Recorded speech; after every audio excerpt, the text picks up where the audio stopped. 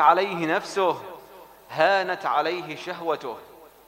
أيها الناس، الله الله في بنات الناس وأزواجهم، فلا تنظروا إلى أعراض الناس في الأسواق فهو محرم. وكما جاء في الحديث الشريف: النظر سهم مسموم من سهام إبليس.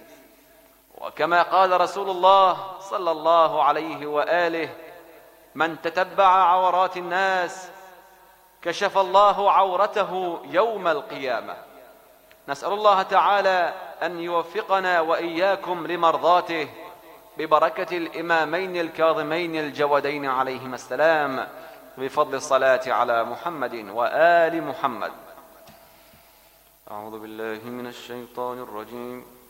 إن الله وملائكته يصلون على النبي يا أيها الذين آمنوا صلوا عليه وسلموا تسليما. اللهم صل على محمد وآل محمد.